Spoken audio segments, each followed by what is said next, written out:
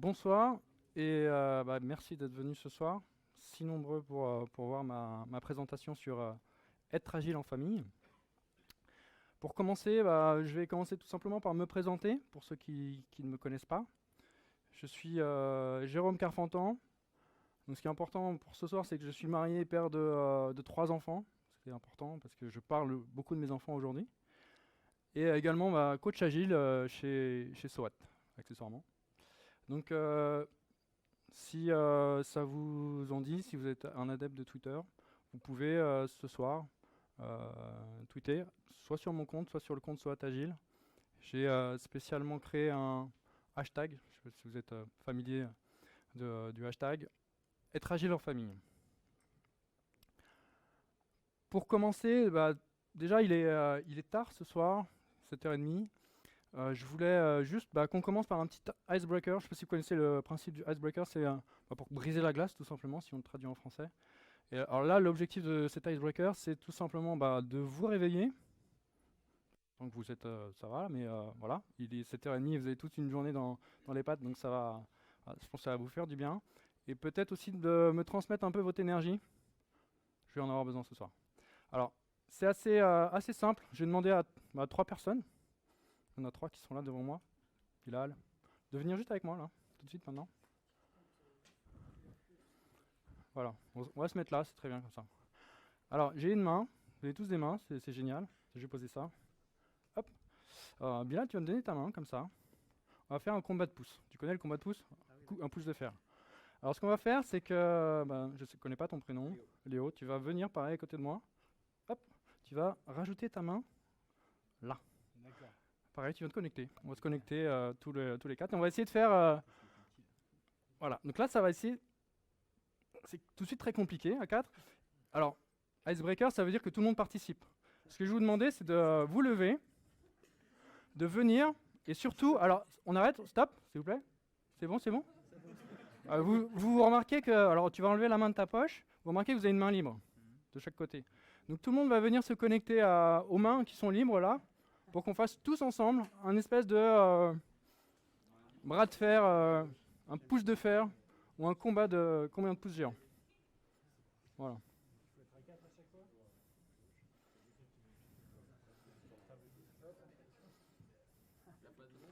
Ouais, tout le monde est connecté. À mon go, on y va. Hein. Dès que tout le monde est connecté, je vous dis go, on y va. C'est prêt? On essaye. C'est pas grave, on y va. Tout le monde est connecté là? Alors c'est parti, on y va. Ah.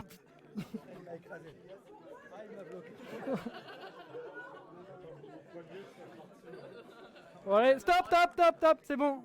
Bon, voilà, c'est fini. Vous pouvez vous rasseoir.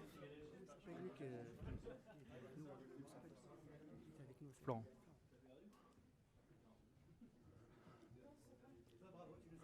Voilà, vous êtes bien réveillés, ça ira?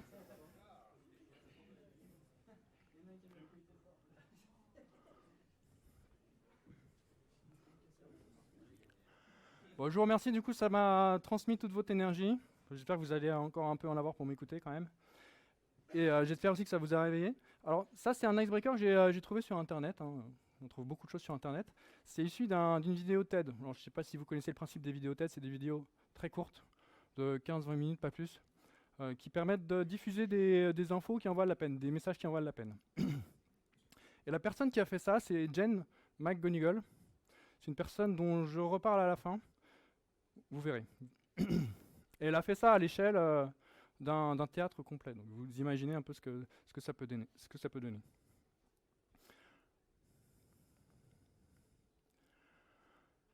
Donc être agile en famille. On rentre dans le vif du sujet. Déjà, quand je parle de famille, je parle du cercle familial rapproché composé de ma femme, mes enfants et moi. Je n'ai pas cherché à agiliser mes beaux-parents, mes parents, mes oncles et mes tantes. Je suis vraiment arrêté au cercle familial rapproché. Et c'est pas pour rien que j'ai appelé aussi ce titre Agile en famille. J'aurais pu l'appeler tout simplement Agile à la maison. Parce que pour moi, chaque individu de la famille va évoluer dans différents environnements. On va évoluer à la maison, évidemment, mais aussi on va évoluer à l'école, évoluer en entreprise. Donc je voulais, pour le coup, du coup, parler d'agilité à la fois à l'école, pas mal d'agilité à la maison, bien entendu, et également essayer de remettre un peu en perspective l'agilité telle qu'on la pratique aujourd'hui en entreprise, au regard de ce qu'on aura vu sur l'agilité à l'école et à la maison. Mais avant de vous parler de ça, je voulais vous expliquer pourquoi je suis là pour vous parler de ce sujet aujourd'hui, en retraçant mon parcours ces 4 dernières années, mon parcours à la fois professionnel et personnel ces 4 dernières années. Donc en 2011, je travaille pour la première fois sur un projet agile en tant que Scrum Master, grâce à Florent ici présent, qui m'embarque dans ce projet. Il me dit tu seras Scrum Master, ok, je suis Scrum Master sur ce projet. Et pour le coup, je cherche à m'intéresser, à creuser vraiment le sujet en faisant de la veille sur l'agilité de façon globale.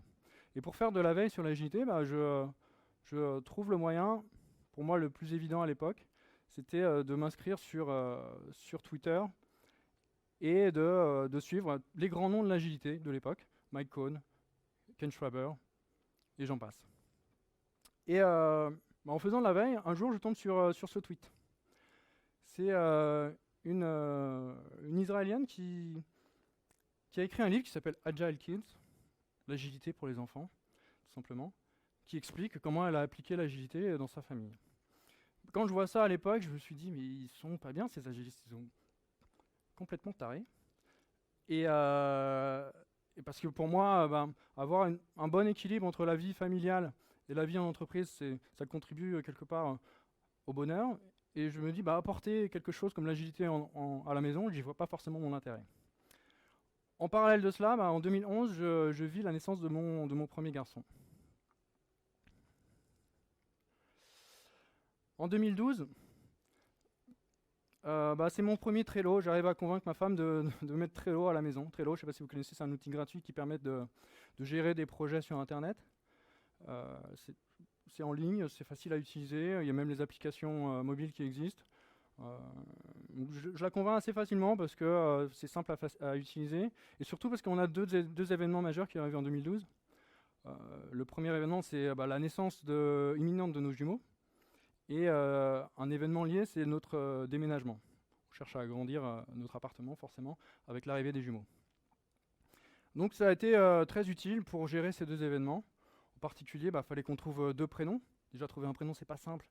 Voilà, on a dû trouver 2 prénoms. On a dû mettre en vente notre C3, acheter une C4, voilà, tout un tas de choses qu'il fallait gérer. Et ça faisait beaucoup de choses à gérer et on les a mis dans ce Trello. Ça a été assez efficace. Mais en 2013, c'est compliqué. On oublie vite Trello. On le met à la poubelle complètement. Enfin, c'est compliqué parce que les jumeaux sont arrivés. Forcément, à la maison avec 3 enfants en bas âge, dont 2 qui apprennent à dormir, qui ne savent pas dormir la nuit, c'est très compliqué. On essaie de se faire aider, on fait des roulements, ma femme et moi, pour dormir. Mais voilà, on est fatigué. On est un peu comme ces personnages. Mais en parallèle de cela, je vis un vrai succès professionnel grâce à l'agilité, en tant que manager agile sur un projet. Donc il y a certaines personnes ici qui ont vécu ce projet-là, pour vous en parler aussi bien que moi. C'est pour mesurer la satisfaction, surtout pour mesurer le succès de ce projet, j'ai pris l'indicateur, pour moi le plus évident, c'était la satisfaction des utilisateurs finaux de l'application qu'on a développée pour eux, qui a été développée par l'équipe. Et pour ça, j'ai pris un extrait. Bon, j'ai volontairement masqué certains éléments de ce... c'est un journal, c'est issu d'un journal interne de l'entreprise pour laquelle on a développé l'application. Je n'ai pas demandé l'autorisation de montrer cet article-là, donc j'ai volontairement masqué certains éléments. Mais alors, je ne sais pas si vous le voyez bien, mais ce que dit cet article, c'est que l'application qu'on leur a développée répond à 99%, et il y a 99% des utilisateurs qui sont satisfaits de cette application. Vous imaginez, 90% des utilisateurs sont satisfaits de cette application. Alors, ils auraient pu être satisfaits parce que, tout simplement, on leur donnait un iPad. C'était nouveau pour eux. C'est ce qu'on se dit, finalement. OK, on leur donne un iPad, super, on est content. Sauf que ce qu'ils nous disent aussi dans cet article, c'est que l'application qu'on leur a développée est adaptée à leur métier. Est vraiment adaptée à leur métier. Et pour autant, en plus, c'est vraiment un métier très complexe que j'ai appris à connaître. Et l'application en question adressait l'ensemble des processus métiers de cet utilisateur. Alors, je ne vous dévoile pas qui c'est, à vous de chercher. En plus, voilà, toi qui connais très bien, Florent qui connaît très bien ces utilisateurs-là, ce n'étaient pas des utilisateurs faciles à manier.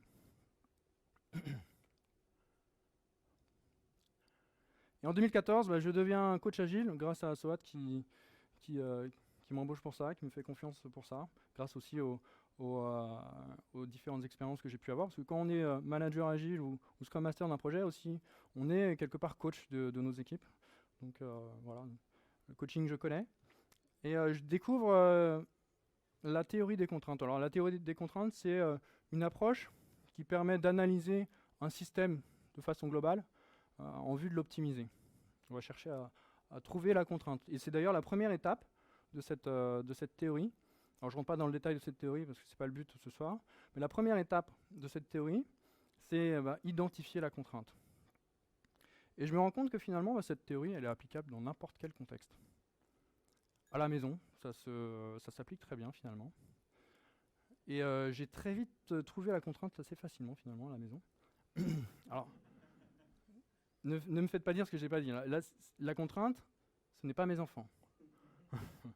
La contrainte, c'est de faire en sorte, tous les jours, que mes enfants soient prêts pour être disponibles, pour qu'on puisse les déposer à 8h30 à la crèche et à l'école. C'est un challenge de tous les jours. C'est vraiment très, très, très compliqué. Et particulièrement avec les jumeaux qui sont là, que vous voyez dans la poussette. Sur la photo, là, ils ont entre 2 ans et demi, ils n'ont pas encore 3 ans, ils ont 2 ans et demi. 2 ans et demi, c'est un âge compliqué.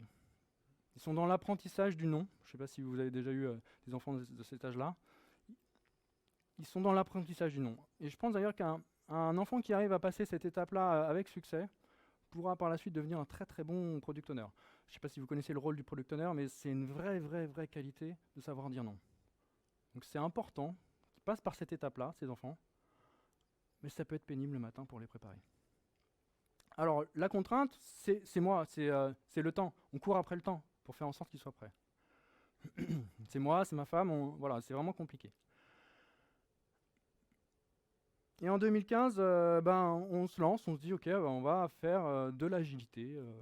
Ça part de moi, parce que ma femme, n'étant pas dans le même milieu professionnel que moi, elle n'en avait pas forcément l'idée, mais je lui soumets l'idée d'utiliser certaines pratiques qu'on utilise dans les équipes et qui fonctionnent, de les utiliser pour faire en sorte que les matins soient moins compliqués.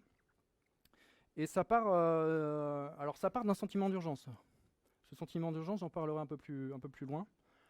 Et d'ailleurs, rétrospectivement, je me suis rendu compte que la volonté d'aller sur de l'agilité dans les projets que j'ai pu rencontrer en tant qu'opérationnel, en tant que Scrum Master ou Manager Agile, ça venait souvent, presque exclusivement, d'un sentiment d'urgence.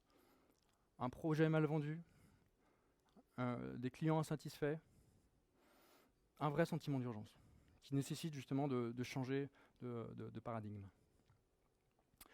Donc voilà pourquoi je voulais vous parler de ce sujet aujourd'hui. Donc avant de rentrer dans le vif du sujet, avant de vous parler d'agilité dans un premier temps à l'école, ensuite à la maison, puis en entreprise, dans mes recherches, j'ai identifié un dénominateur commun entre ces trois environnements. En effet, quel que soit l'environnement dans lequel on est nécessairement en situation d'apprentissage. À l'école, nécessairement, les enfants sont en situation d'apprentissage pour apprendre des notions, apprendre apprendre des matières. À la maison, l'enfant va être dans une situation à apprendre d'apprentissage pour apprendre à vivre en famille, mais aussi à apprendre à se trouver soi-même. Et en entreprise, on est aussi en situation d'apprentissage pour perfectionner son métier, ou bien pour éventuellement trouver un autre métier. Et dans les contextes agiles, c'est particulièrement prégnant. On est souvent, presque tout le temps, en situation d'apprentissage, quand on est confronté à des équipes qui doivent même aussi désapprendre ce qu'ils faisaient avant. Donc je vais vous parler d'apprentissage, tout simplement, mais assez rapidement, parce que ce n'est pas l'objectif de ce soir. juste pour remettre un peu en perspective ce que c'est l'apprentissage. Donc l'apprentissage, c'est quoi? Tout simplement, c'est assimiler, prendre une information, la faire sienne, la digérer. Encore faut-il être prêt pour pouvoir digérer cette nouvelle information. C'est l'union du connu et de l'inconnu. Assimiler, ça va passer par comprendre les choses. Si on ne comprend pas les choses, on ne va pas réussir à reproduire soit l'action, soit la réflexion qui est derrière. On va chercher à dégager la raison première des choses. Par contre, quand on est sur des notions complexes, généralement, ça nécessite de prendre du temps pour comprendre les choses. Donc, il ne faut pas hésiter à prendre du temps quand on veut comprendre des notions complexes. Et comprendre, ça va aussi passer par modifier ses représentations mentales. Alors attention, quand on cherche à modifier des représentations mentales qui sont déjà ancrées en nous, c'est là qu'intervient la résistance aux représentations qui sont déjà là. Comme on le voit aussi sur cette image, apprendre, ça passe par créer des liens. Et créer des liens, c'est ça qui va nous permettre de retenir les choses, de les ancrer dans notre mémoire profonde. Ce n'est surtout pas amasser comme l'image qu'on peut voir ici. L'apprentissage, c'est surtout pas amasser des connaissances. C'est vraiment créer des liens entre les différentes notions. Et l'apprentissage va passer par plusieurs choses, plusieurs étapes, je dirais, qui ne sont pas des étapes séquentielles, attention, c'est plusieurs ingrédients, je dirais. La première que j'ai notée, c'est l'erreur. Et il est même, je dirais, contre nature de se passer de ce mode d'apprentissage, l'apprentissage par l'erreur. Il y a juste à regarder un enfant pour s'en rendre compte finalement. Un enfant qui apprend à marcher, il est constamment dans l'apprentissage par l'erreur. Il va tomber, il va se relever, il va retomber, il va faire 3 pas, il va se relever. Et si c'était arrêté juste à la première erreur, on serait peut-être venus ce soir tous en rampant, peut-être. Mais voilà, donc c'est important de se dire que finalement c'est quelque chose, un mode d'apprentissage primaire, primitif qu'on a en nous, et que malheureusement on a tendance un peu à oublier quand on traverse les âges. Et en plus, il faut savoir que l'être humain est câblé pour faire des erreurs. On est tous, en tant qu'individu, on est tous câblés pour faire des erreurs. On en fait tous. Pour s'en persuader, vous avez juste à faire une recherche sur Wikipédia sur 2 mots qui sont les biais cognitifs. Faites une recherche. Pas là maintenant, après, vous pourrez faire cette recherche. Vous verrez qu'on est câblé pour faire des erreurs. Et c'est normal. Alors la chance qu'on a, c'est qu'on est aussi des machines à résoudre des problèmes. Associer ces deux choses-là, câblés pour faire des erreurs, des machines à résoudre les problèmes, fait que derrière, voilà, on peut soulever des montagnes. Voilà. Ça nous définit, ces deux choses-là nous définissent. L'apprentissage va passer aussi par le conditionnement. Donc le conditionnement, c'est le réflexe par stimulation, quand on apprend à un chien à lever la patte, quand on lève le doigt par exemple. Mais ce qui va différencier l'animal de l'être humain, ça va être vraiment la perception d'un but à atteindre. On va se conditionner pour atteindre un but. L'apprentissage va aussi passer par l'observation, l'imitation. Encore une fois, le perroquet va être dans une imitation en copiant mécaniquement la voix de l'homme, sans savoir ce qu'il dit derrière forcément. Il y a aussi une forme d'imitation intelligente qu'on va retrouver dans les interactions entre le maître et l'élève. Et parfois même l'élève va finir par dépasser le maître. Et la dernière que j'ai notée, c'est l'apprentissage par l'action. C'est en forgeant qu'on devient forgeron. Et quand j'ai construit cette présentation, finalement, je me suis rendu compte que je suis passé un peu par toutes ces étapes. Encore une fois, qui ne sont pas séquentielles.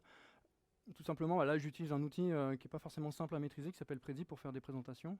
J'espère d'ailleurs que vous n'avez pas trop le mal de mer. J'ai essayé de faire attention. C'est un outil qui peut donner un peu le mal de mer si on ne l'utilise pas bien. Donc, j'ai utilisé cet outil et je me suis beaucoup trompé avant de bien le maîtriser d'ailleurs. Donc, je suis passé beaucoup par ces étapes d'erreur, d'essai-erreur. Je suis passé aussi par le conditionnement. Alors, je me suis conditionné pour être là ce soir face à vous pour faire cette présentation. Et voilà, c'est un vrai challenge. Je suis passé aussi par l'étape d'observation. Ça fait 1 an, comme je le disais, aujourd'hui, d'ailleurs peut-être que je ne l'ai pas dit, aujourd'hui je fête mes 1 an chez SOAT. Je suis arrivé le 5 novembre 2014, aujourd'hui on est le 5 novembre 2015. Et en 1 an, j'ai fait presque toutes les conférences qui puissent exister sur Paris. sur l'agilité. Donc j'ai vu beaucoup de personnes très, très brillantes d'ailleurs. Encore hier, j'étais au Lean Camp en France. Des personnes très inspirantes voilà, qui m'ont inspiré dans ce qu'ils disent, mais aussi dans la façon de le dire. C'est très important. Donc j'étais vraiment dans cette observation pour essayer de les imiter. Voilà. C'est très important. Et même chez SWAT, on a aussi beaucoup de speakers qui sont vraiment très très forts. Donc je les ai pas mal imités. Et dans l'action, alors ça c'est presque une évidence pour préparer cette conférence. Je l'ai beaucoup répété. D'ailleurs, je l'ai déjà fait une fois à Montpellier, à l'Agile Tour Montpellier. C'était pas une répétition, c'était un live. Mais avant, j'avais fait déjà beaucoup de répétitions. J'ai aussi beaucoup écrit. C'est dans l'action, écrit. Quand je dis écrit, c'est pas taper sur un ordinateur. J'ai pris un stylo, j'ai pris un papier, j'ai écrit les choses. Ça a permis l'ancrage. De tout ce que je vous dis ce soir, je pense l'avoir écrit. Voilà, donc je suis passé par toutes ces étapes et ce qui fait qu'aujourd'hui j'arrive à vous présenter ce sujet. Dans l'apprentissage, alors j'ai pas vraiment terminé sur l'apprentissage parce que pour moi il y a dans chaque environnement que je vous présente ici, que ce soit à l'école, à la maison, à l'entreprise, il y a des spécificités liées à l'apprentissage. À l'école, l'apprentissage va être basé sur l'individu, du moins à l'école, dans l'école traditionnelle qu'on a tous connue. C'est très orienté sur l'individu. L'individu, l'élève doit apprendre des connaissances. À la maison, on est plutôt sur l'émotionnel.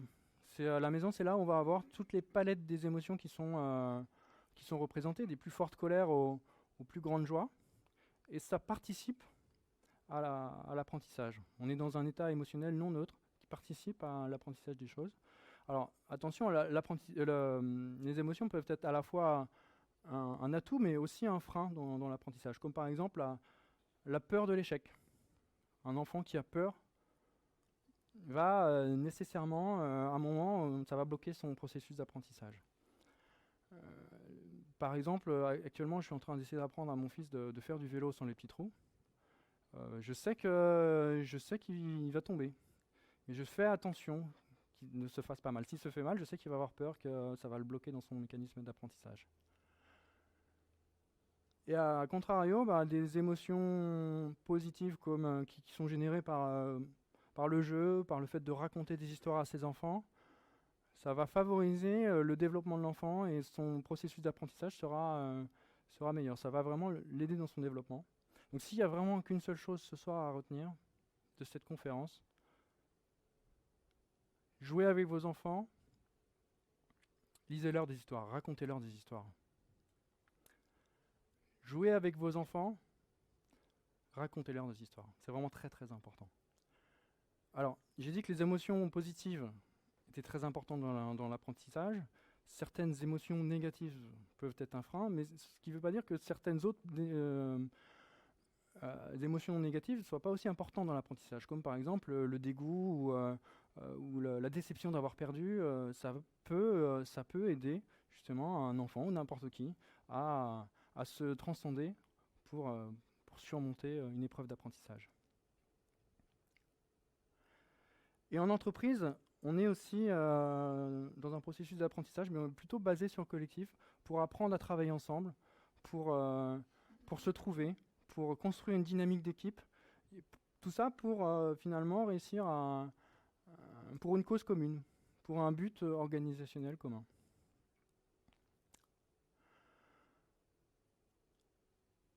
En balayant un peu toutes ces formes d'apprentissage, je me suis rendu compte qu'il y avait un outil très très très puissant qui est utilisé dans beaucoup d'environnements. Il va piocher un peu dans l'émotionnel, va piocher un peu dans le conditionnement, dans l'erreur, qui permet justement de favoriser l'apprentissage. Alors cet outil, je ne sais pas si vous le connaissez, je ne sais pas s'il y en a un qui se lance. C'est le jeu. Alors le jeu, c'est un outil extrêmement puissant. Dans le jeu, on va être dans l'erreur, on va se tromper. Les premières fois qu'on joue à un jeu, forcément, on apprend, on se trompe. On va être aussi dans le conditionnement, on va vouloir battre l'autre, on va vouloir être meilleur que l'autre. On va vouloir... Il y avait une question ? Ouais.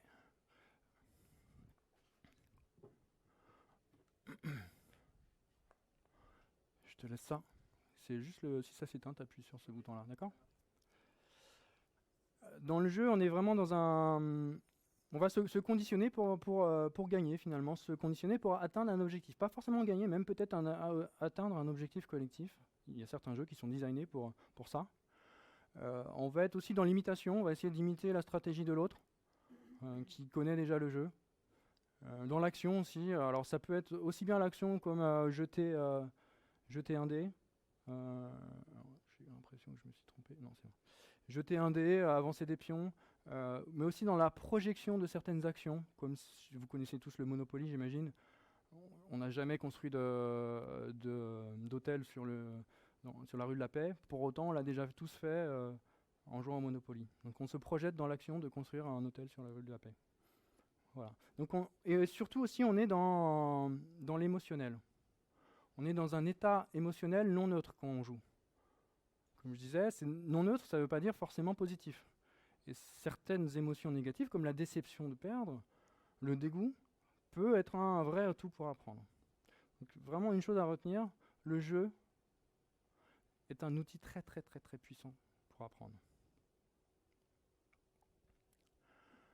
Ce qui m'amène à l'agilité à l'école. Je vais en parler assez rapidement. L'objectif, c'est plutôt de parler de l'agilité à la maison quand même aujourd'hui. Alors à l'école, l'objectif à l'école tout simplement c'est de faire en sorte que les enfants assimilent des notions, des connaissances, des savoirs, des savoir-faire.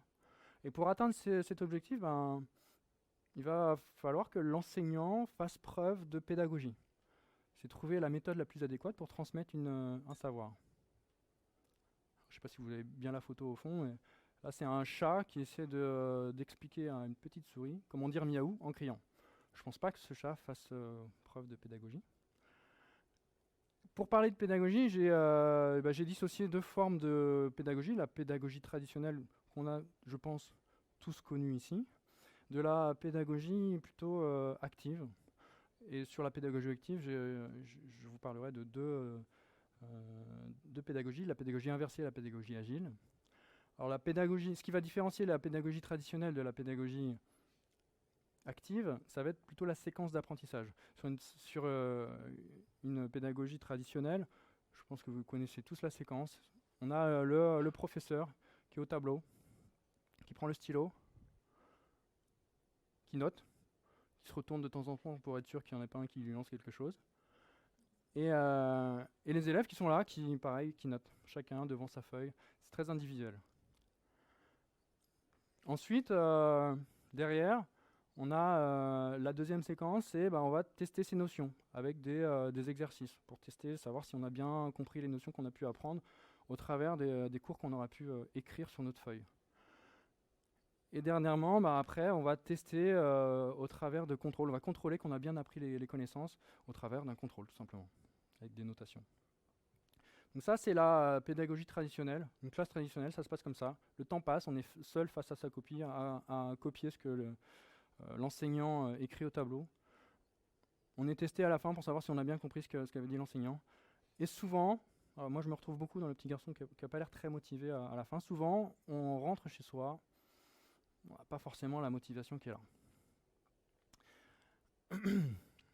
Sur les pédagogies actives, alors j'ai trouvé une pédagogie qui a l'air vraiment intéressante, c'est la pédagogie inversée, qui tire parti des nouvelles technologies finalement, qui va utiliser des vidéos qu'on voit beaucoup sur Internet, qui diffusent beaucoup de savoir sur Internet, des vidéos et des contenus pédagogiques interactifs sur Internet, pour diffuser le savoir aux élèves à la maison. Donc là, on est vraiment, donc c'est la première séquence, à la maison, l'élève est devant son ordinateur, il apprend ses connaissances au travers de ses contenus pédagogiques interactifs. Et à l'école, du coup, on va favoriser le travail en groupe. L'enseignant est dans une posture différente. Il n'est pas face au tableau à écrire le cours, il est là pour accompagner l'élève. Et on va travailler, les élèves vont travailler sur des problématiques concrètes. Ils vont aller sur la recherche d'informations par rapport à ces problématiques et la recherche de solutions aussi pour résoudre ces problèmes. Et généralement, ce qui est constaté par rapport à ces pédagogies-là, qui sont très peu présentes en France, ce qui est constaté, c'est que la motivation est vraiment présente chez les enfants. Une deuxième forme de pédagogie active dont je voulais vous parler, c'est la pédagogie agile, qui est poussée par un monsieur qui s'appelle Christian Denarting, que j'ai eu la chance de rencontrer. Alors j'ai vu sa conf, parce qu'il fait une conférence sur la pédagogie agile l'année dernière au Camp Bandai, Cannes Bandai. C'était en mai dernier. D'ailleurs, elle est disponible sur InfoQ. Je vous conseille vraiment d'aller sur le site ou taper InfoQ pédagogie agile. Ça vaut vraiment la peine. Elle est un peu ardue à comprendre. Il utilise beaucoup de notions assez complexes, mais vraiment, elle vaut la peine. Je vous ai dit tout à l'heure, j'ai fait toutes les conférences qui puissent exister. S'il y en a une à voir, on peut être en dehors de celle que j'ai vue hier aussi. S'il y en a une à voir, c'est ça, c'est celle-là. Donc vous avez de la chance, elle est accessible sur Internet. Et ce que nous explique Christian Denarting, alors ce qui va différencier de sa pédagogie par rapport à la pédagogie active inversée, c'est vraiment la notion de quête d'amélioration continue, d'amélioration perpétuelle dans sa façon d'enseigner, dans sa façon d'apprendre. Une autre chose qui avait marqué pendant cette conférence, c'est l'acceptation des émotions. Alors je vais vous en faire la démonstration. Une des premières choses qu'il fait, et ce qu'il nous a montré pendant sa conférence, c'est qu'il montre à ses élèves que dans sa classe, on a le droit d'être en colère. Et c'est là pour le prouver. C'est-à-dire qu'il y a une pile de papier qui est toujours disponible pour les élèves dans la classe. S'il y en a un qui est en colère, il a juste à se lever, prendre le papier, faire ça et le balancer. Voilà. On accepte les émotions dans sa classe. Et ça permet de canaliser. Il est dans une ZEP, une zone d'éducation prioritaire où a priori c'est compliqué. Les élèves sont assez peu disciplinés. C'est en français. Avec cette technique, alors cette technique et d'autres, il n'y a pas que ça, hein, il parle de beaucoup de choses dans sa conférence, il arrive à canaliser les émotions, canaliser les élèves pendant la classe. Et il a réécrit aussi un manifeste, le manifeste agile avec 4 valeurs. Alors la première et la dernière sont exactement les mêmes que le manifeste agile qu'on connaît peut-être tous ici. Je vais les relire toutes quand même. Les individus et les interactions, plus que les processus et les outils. Ceux qui connaissent bien l'agilité, il n'y a rien qui change. La deuxième a un peu changé, des créations opérationnelles, plus que des connaissances exhaustives.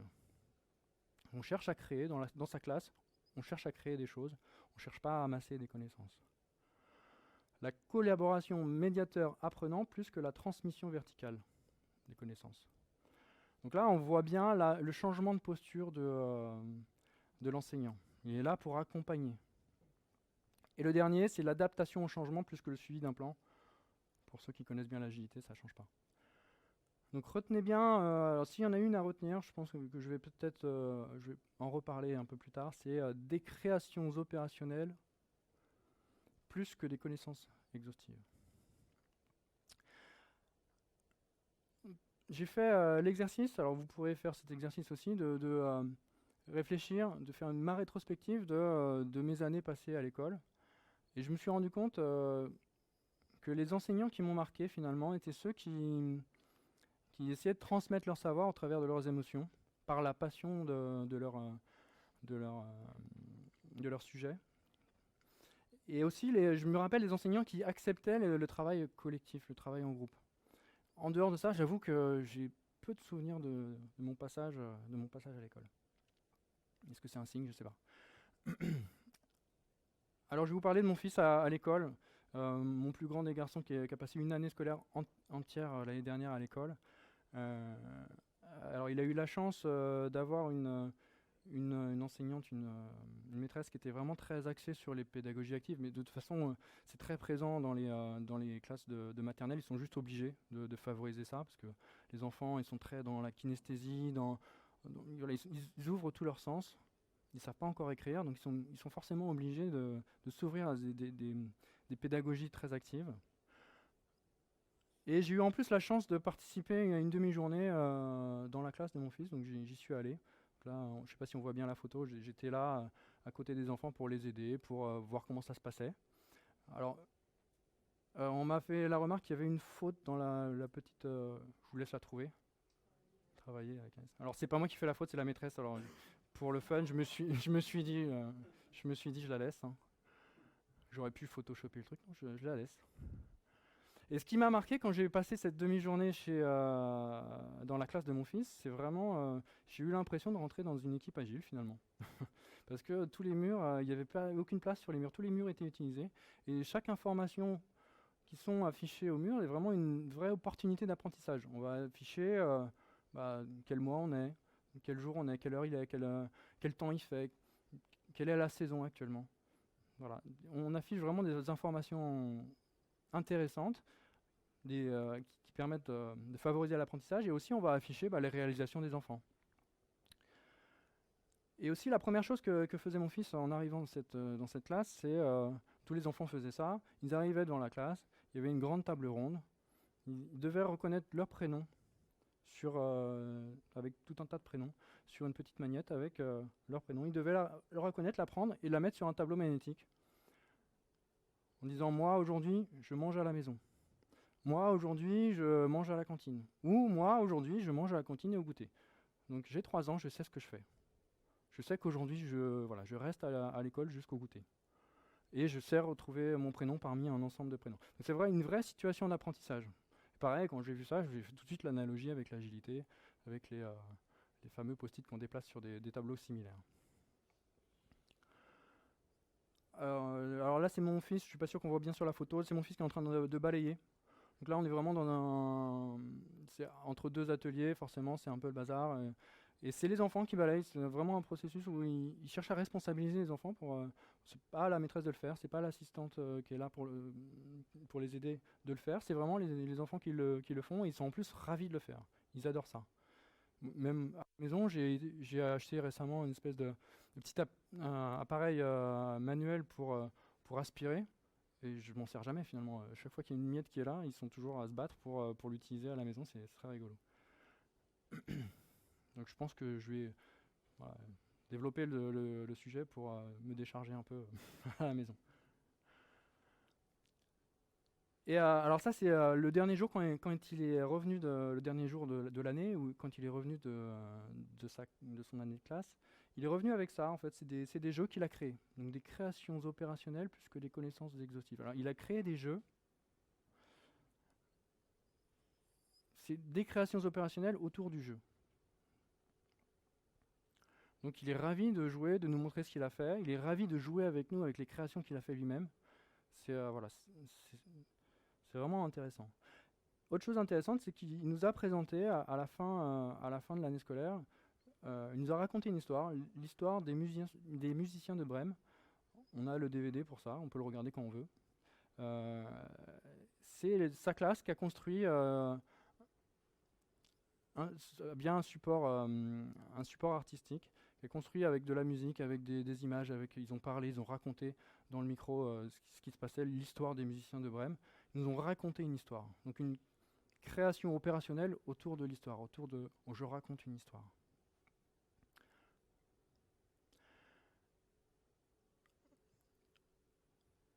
Sur les projets agiles, on essaie aussi d'éveiller la créativité des équipes. J'ai fait le lien avec cette image que je trouve très belle. C'est une réalisation de mon fils. Mon fils a étudié Mondrian. Alors la maîtresse aurait pu lui dire, alors Mondrian, pour ceux qui ne connaissent pas, alors je ne connaissais pas avant de vous le dire d'ailleurs, c'est un artiste néerlandais connu pour avoir fait des compositions géométriques colorées, en noir avec des couleurs du bleu, du jaune, du rouge. Et je pense qu'en fait, d'avoir présenté ça comme ça a contribué à éveiller sa créativité et à faire quelque chose de beau, je pense. Si elle avait présenté différemment, si elle avait dit à mon fils, tu fais des carrés, tu mets des couleurs dedans, tu essaies de pas te dépasser, peut-être que ça aurait peut-être été moins joli. Et d'utiliser un support un peu différent pour éveiller la créativité, c'est souvent ce qu'on cherche aussi à faire sur les projets agiles. Et dernier élément particulier qu'il y avait dans cette classe, c'est que c'était une véritable ménagerie. Il y avait une chienne d'aveugles à la retraite qui était là, dans la classe, tout le temps. C'est assez particulier. On était assez interloqués au début. Ça s'est très bien passé. Et il y avait aussi, alors là, on voit pas très bien sur la photo, il y avait aussi 2 colombes. Alors 2 colombes au début de l'année. À la fin d'année, il n'y en avait plus qu'une seule. Donc voilà, une situation d'apprentissage aussi. On apprend la vie en voyant la vie qui s'éteint aussi. Et voilà, il y avait beaucoup d'animaux dans la classe et je pense que ça participe à l'apprentissage. Alors le lien avec l'agilité, vous l'aurez plus tard. Parce qu'on a un coach agile qui est passionné d'animaux ici, qui est en train de préparer une conférence sur le lien entre l'agilité et l'éthologie. L'éthologie, c'est l'étude du comportement animal. Donc voilà, je ne vous fais pas le lien, vous aurez une conférence dédiée à ce lien-là. Voilà pour l'agilité à l'école. Donc l'agilité à la maison. Alors l'agilité, là c'est pas moi sur la photo, hein. L'agilité à la maison, ça pourrait être ça. Quand j'ai fait mes premières recherches de ce que ça pouvait être l'agilité à la maison finalement, je suis tombé sur tout un tas d'articles sur internet de familles qui se disent agiles et qui finalement, il y en a beaucoup qui ont appliqué le cadre Scrum à la maison. Ils ont pris Scrum, ils ont dit le papa c'est le Scrum Master, la maman c'est la Product Owner et l'équipe, voilà, c'est tout le monde, il est là. Et je trouvais ça assez simple, assez simpliste presque même. Et je voulais surtout pas m'arrêter à ça. Et autre chose qui m'embêtait par rapport à ce que j'ai pu rencontrer, c'est la hauteur du tableau qu'a mis ce monsieur. Le tableau, il est à la hauteur de son épaule à lui. Les enfants, ils sont même pas capables d'attraper le post-it qui est en bas. Voilà. Et pour moi, l'agilité, c'est quelque part chercher à responsabiliser les enfants. Donc, s'il ne peut pas manipuler lui-même, voilà, quel est l'intérêt? Alors, je suis désolé, du coup, je le connais pas, ce monsieur. Je suis peut-être en train un peu de le démonter devant vous. Je pense que c'est un japonais, donc il verra jamais la vidéo. Mais et autre chose qui m'embêtait aussi, c'est que les post-it c'est sympa en entreprise, c'est joli. Non, c'est d'ailleurs très moche, je trouve. Les post-it c'est pas très joli. Et je voulais pas envahir mon intérieur, l'intérieur à la maison avec les post-it. Je pense que d'ailleurs ma femme n'aura pas été d'accord pour ça. Je pense qu'elle n'était pas d'accord. Donc du coup, je voulais pas faire ça. Donc j'ai cherché autre chose. Je me suis dit, voilà, il y a des leviers à trouver, mais ça me convient pas. Donc je suis parti de mon objectif finalement. Quel était mon objectif? Pourquoi est-ce que je mettrais un peu d'agilité à la maison? Tout simplement, à la maison avec 3 enfants en bas âge, c'est souvent, ça crie beaucoup, on est souvent dans des situations de stress, c'est pas facile. Et l'agilité pour moi, c'est un moyen quelque part pour essayer de diminuer ce stress et construire derrière une famille heureuse. Et en cherchant cet objectif-là, je suis tombé sur une autre vidéo TED d'un monsieur qui s'appelle Bruce Feller, qui est un journaliste au New York Times, donc qui a priori connaît rien à l'agilité, hein, mais sa spécialité c'est la famille. Et ce monsieur a écrit un livre qui s'appelle The Secrets of Happy Family, qui se trouve en anglais aujourd'hui, il n'est pas traduit en français. Alors je vous traduis le titre quand même, pour ceux qui n'auraient pas compris, c'est Le secret des familles heureuses. Et dans cette... alors, j'ai commencé à lire le livre, mais dans la vidéo en question, il nous parle de la rencontre avec une famille. Alors pour écrire son livre, il a rencontré plusieurs familles qui, vues de l'extérieur, semblaient heureuses. Il les a rencontrées, il est allé voir si effectivement c'était le cas. Et parmi ces familles, il a rencontré une des familles qui faisait un peu d'agilité à la maison. Donc c'est une des familles qu'il avait pu rencontrer via Internet, via les différents blogs qui existaient. C'est la famille Star. Et dans cette vidéo, il nous explique du coup cette rencontre avec cette famille. Et il en déduit un manifeste. Le manifeste de la famille heureuse. Alors je l'ai volontairement pas traduit parce qu'il y a un mot qui me pose problème dans ce manifeste, c'est, je ne sais pas si vous le trouvez d'ailleurs, Empower. Alors en dehors de le traduire par une périphrase, alors j'ai peut-être trouvé la solution, enfin on m'a aidé à trouver, on m'a soufflé peut-être la solution, je vous la donnerai peut-être tout à l'heure, si vous êtes sage. Mais voilà, Empower c'est compliqué à traduire. Alors les 3 autres, les 2 autres phrases sont assez simples. Adapt all the time. Alors, en famille, il faut s'adapter tout le temps. Les enfants sont en changement perpétuel. Un enfant qu'on a en face de nous un jour, 2 jours après, 3 jours après, c'est pas le même. Il a grandi, voilà, il est en pleine phase d'apprentissage. Son cerveau change. Tout change en lui. Si on ne s'adapte pas à lui, on est mort. Adapt all the time. S'adapter tout le temps. Empower your children. Donc, autoriser son enfant à prendre le pouvoir de lui-même. en gros. C'est comme ça que je le traduis, je ne sais pas si c'est la bonne traduction, mais on doit autoriser l'enfant à prendre et surtout garder le pouvoir de lui-même, je dirais. Alors, dans le livre, il nous prend un exemple, il nous dit qu'il est particulièrement efficace de demander à son enfant de choisir lui-même la punition qu'il devrait s'infliger, entre guillemets, en cas de comportement indésirable. Si on arrive à faire ça, souvent il est bien plus dur avec lui-même et il arrive à rentrer dans les rangs, je dirais. Et la dernière, c'est Tell Your Story. Alors, c'est pas raconter des histoires, là, c'est raconter votre histoire. Qu'est-ce qui fait sens pour vous dans cette famille? D'où vous venez? Où est-ce que vous voulez aller? Alors moi j'ai été confronté justement à ça récemment, confronté à mon histoire, suite à un événement douloureux récemment. C'était cet été. Alors c'était à la fois un événement douloureux mais libérateur. C'est le décès de ma grand-mère qui est morte cet été. Et son histoire s'est rappelée à moi ce jour-là lors de l'éloge funèbre que mon père a fait pendant cet événement. Son histoire, assez simple. Elle a commencé à travailler à 14 ans dans les usines textiles en Bretagne, à Rennes, en tant qu'ouvrière couturière, tout simplement. Issue d'une famille très modeste, elle-même très modeste. Ce jour-là, mon père nous dit que ma grand-mère a élevé ses enfants, donc mon père, dans le refus du gaspillage. Le refus du gaspillage, finalement, quand j'ai entendu cette phrase, c'est une histoire que je connaissais, mais qui s'est vraiment rappelée à moi ce jour-là. Ce que je fais là, aujourd'hui, parler devant vous d'agilité, fait sens. Quand j'ai compris, quand j'ai entendu cette phrase, le refus du gaspillage. Et quelque part, voilà, je sais d'où je viens. Aujourd'hui, il y a un mot qu'on utilise beaucoup, qu'on entend beaucoup. Hier encore, j'étais au Lincamp en France, on parle beaucoup de frugalité.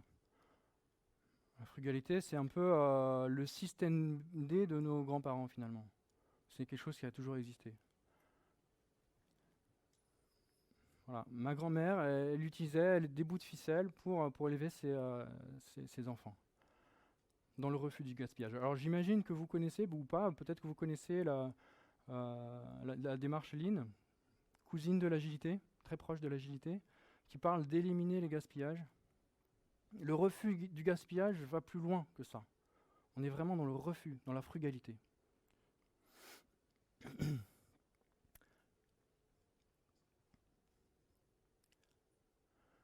Alors je vais vous parler du coup de mon expérience à la maison, dans le vif du sujet. Enfin, j'ai pris un peu de temps pour l'introduire, je suis désolé. Donc j'imagine que vous connaissez tous la publicité pour la C4. C'est une pub qu'on voit plus actuellement. Où on a un père de famille qui fait du sport, qui fait du ski nautique, et qui est toujours avec ses enfants accrochés à lui. Alors j'ai été confronté à cette situation très récemment, il y a encore 3 semaines, là, où alors j'en avais pas 3 accrochés, j'en avais que 2 heureusement, parce qu'il commence à être lourd. Le samedi matin, ma femme travaille. J'ai un de mes fils, le plus grand de mes fils, on l'a inscrit à des cours d'anglais, donc il va à ses cours d'anglais. Et moi, je suis tout seul avec les jumeaux et il fallait que j'aille chercher le plus grand des garçons après son cours d'anglais. Je sais pas ce qui m'a pris, je me suis dit, bon, j'y vais, ils sont grands, ils vont bientôt avoir 3 ans, les jumeaux, on y va, je prends pas la poussette, c'est bon. C'est à côté, c'est à 5 minutes. Sauf qu'à mi-chemin, il y en a un des deux qui me dit, je veux plus marcher, je suis fatigué, avec ces mots, hein, voilà, j'arrête. Voilà. Est-ce que tu peux me porter? Ok, donc je lui dis, au début non, parce que forcément, si j'en porte un, l'autre va vouloir que je le porte. C'est compliqué, je les connais. Hein. Et donc, je discute, hein, j'essaie voilà, ils n'ont pas 3 ans encore, donc le non. Voilà, je me prends le non en pleine face. Et voilà, je décide, ok, il faut que je sois à l'heure. D'ailleurs, j'étais pas à l'heure, hein, j'étais déjà en retard. Je décide d'en prendre un sur les épaules. Donc forcément, l'autre me regarde, j'ai pas le choix, je suis obligé de le porter aussi, je le prends devant moi et j'y vais. Donc j'imagine que les gens autour de moi rigolaient beaucoup, hein, moi j'étais un peu énervé, j'avoue. Et ça m'a fait penser à ça, donc je voulais vous raconter cette petite anecdote. Donc vraiment, être face à un petit garçon de 2 ans et demi qui te dit non, voilà, et quand on parle d'empowerment, finalement, de le pouvoir, ces enfants ont beaucoup de pouvoir, ils l'ont en eux. Et on verra que finalement, peut-être que ce pouvoir qu'ils ont en eux quand ils sont jeunes, la société fait qu'ils finissent par le perdre un peu. Donc le sentiment d'urgence dont je parlais tout à l'heure, il est là. En juillet, là, cette année. En juillet, ben voilà, on a une situation d'apprentissage. On a deux enfants qui sont pas propres. Ils ont encore des couches. Et voilà, on est face à leur nom. Ils veulent pas être propres, c'est pas leur problème. Les toilettes, c'est pas un problème. Ils ont des couches, c'est super. Donc non. Ok. Donc qu'est-ce qu'on fait? Donc nous, on est prêts, hein, on a acheté les sacs à dos, mais sauf que en septembre, voilà, ils doivent aller à l'école. En septembre, donc juillet-septembre, c'est assez court. Ils doivent aller à l'école, ils ont des super sacs à dos. Et bah, pour nous, on vit ça un peu comme leur premier examen, parce qu'on a rencontré la directrice, il y a des réunions avec la directrice, et la directrice nous dit, voilà, c'est une condition, les enfants, ils doivent être propres, s'ils ne sont pas propres, ils ne rentrent pas à l'école. Ok, nous on prend ça en pleine face, voilà, c'est vraiment très dur. Donc on a tout essayé, hein, on a mis la pression, autant vous dire que ça ne marche pas, hein, et le faites pas, vraiment. On essaie de voilà, les menacer presque même, ça ne marche pas non plus, le faites pas. Par contre, bah, en cherchant un peu, j'ai essayé de trouver des éléments un peu plus innovants, je dirais, pour les inciter à aller dans notre sens. Et on a trouvé la ludification. J'imagine que vous connaissez ce terme, ou peut-être pas. Alors, ludification, c'est utiliser la mécanique du jeu pour le transférer vers une autre situation, dans un autre domaine, comme une situation d'apprentissage, par exemple. Alors là, dans une situation d'apprentissage, apprendre à être propre, par exemple, acquérir la propreté. Alors là, c'est assez simple en fait. C'est des panneaux qu'on a achetés, des petits panneaux qu'on a mis sur le frigo, où bah, à chaque fois qu'ils allaient au pot, ils avaient le droit de mettre une gommette. C'est tout. C'est vraiment très très bête.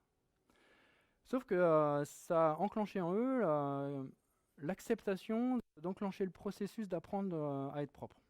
Voilà, c'est tout bête, mais c'est juste magique. C'est ce que j'appelle la ludification. Donc là, ils sont dans le jeu, ils mettent des gommettes sur un tableau, c'est super pour eux, c'est génial. À 2 ans, mettre des gommettes, voilà, c'est le rêve. Et d'ailleurs, ce qui est rigolo, je ne sais pas si vous voyez bien sur l'image, c'est que la première gommette qu'ils ont mis tous les deux, donc là, c'est mes 2 enfants, donc ça c'est avant et ça c'est quelques jours après, quelques passages aux toilettes après, je dirais. Ce qui est rigolo, c'est que la première gommette, tous les deux, ils l'ont mis sur le nez. C'est une gommette rouge en plus. Voilà. Donc les enfants sont des vrais clowns, je pense. Et donc ça c'est la situation avant, situation après. Ce qui est rigolo aussi, alors on s'est pas amusé à faire une étude psychologique en fonction de la distribution des gommettes, mais on aurait pu parce que la distribution est totalement différente. Il y en a un qui s'est amusé à les rassembler ici, l'autre qui en a mis un peu partout en haut. On s'est posé la question, c'est bizarre, pourquoi est-ce que... voilà, on n'a pas cherché à le faire.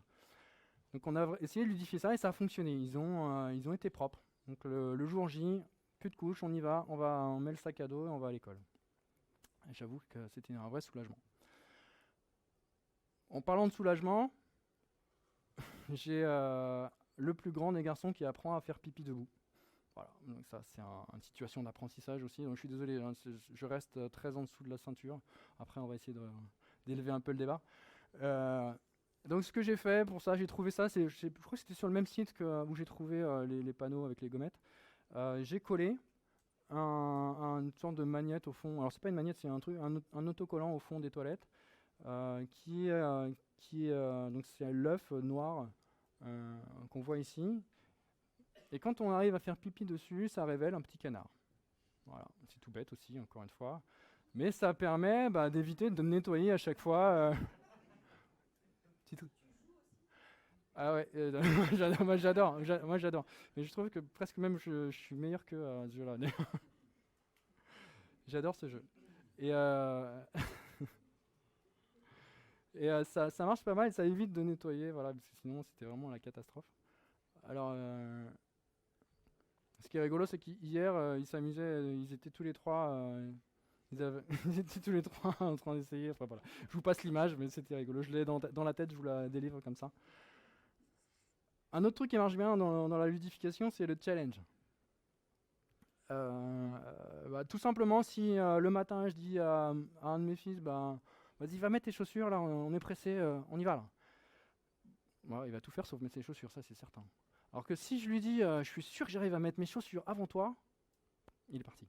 Il est parti, il aimait. Quoi. Et, moi, je vais traîner un peu des pieds pour être sûr qu'il gagne quand même, parce que sinon je suis un peu embêté. Mais voilà, ça marche. Et réussir à mettre des petits challenges comme ça. Alors, sur les challenges, éviter de faire de les mettre en compétition, parce que voilà, ça peut créer des tensions aussi. Mais les challenger avec eux-mêmes, déjà, c'est déjà pas mal. Ça permet de simplifier les choses finalement. On arrive à nos fins. C'est pas de la manipulation, mais presque. Donc là, quand je parle du matin, finalement, c'est vraiment la phase qui était compliquée il y a encore quelques semaines. Faire en sorte que mes enfants soient prêts le matin. Et pour essayer de décomplexifier, simplifier cette préparation du matin, j'ai mis en place un tableau magnétique. Alors c'est un tableau que j'ai acheté chez Ikea, c'est la phase de publicité là. Un tableau que j'ai acheté chez Ikea avec des petites magnettes que j'ai achetées chez Habitat pour pouvoir mettre la photo de mes enfants. Et j'ai acheté aussi des magnettes qui représentent des scènes, des pictogrammes qui représentent des scènes de la vie. Donc le matin, il faut aller aux toilettes, il faut manger, il faut se brosser les dents, toute une séquence à faire. Et à chaque fois qu'ils avancent dans la séquence, je leur demandais d'avancer les magnettes dans la séquence. Alors au début, je m'étais dit, je vais mettre les pictogrammes en haut et ils vont réussir à comprendre qu'il faut mettre les magnettes dessous. Sauf que les tableaux à double entrée à 2-3 ans, voire 4 ans pour mon plus grand garçon, c'est juste incompréhensible pour eux. Eux, ce qu'ils cherchaient à faire, c'était mettre le magnète sur le pictogramme. Donc j'ai amélioration continue, j'ai changé mon fusil d'épaule, j'ai mis les magnettes au milieu. Et au passage, j'ai dû virer un des éléments qui ne me servait à rien. Je crois que c'était le dernier, où on leur demandait de préparer leur sac au dernier moment, alors que ça n'a juste pas de sens, on les prépare la veille. Donc on a retiré un des éléments, on les a mis au milieu, et là ça a très bien marché. Alors, et ce qui est vraiment intéressant, c'est dès lors que le magnète a été déplacé, l'action de déplacer le magnète, on a un vrai engagement derrière. Dès qu'un de mes enfants fait « Ok, là, je vais me brosser les dents », je vais me brosser les dents, j'y vais, il court. C'est juste magique. Alors aujourd'hui, je ne l'utilise plus. Je l'ai utilisé beaucoup en septembre pour la rentrée. Donc là, je suis vraiment dans l'amélioration continue. Je ne l'utilise plus du tout et c'est pas grave parce qu'en fait, je me suis aperçu que la séquence, ils l'ont totalement intégrée. J'ai même plus besoin de leur expliquer, ils font les trucs. Ils le regardent même plus, ce tableau. Donc il faut que je trouve un moyen de le recycler, ou alors peut-être qu'il va rester là juste pour la déco, je sais pas. Mais c'est ça qui a été intéressant, c'est que ça leur a permis, j'ai l'impression, d'avoir intégré totalement la séquence de ce qu'il fallait faire le matin pour être prêt à l'heure. Et on a finalement très peu à crier dessus.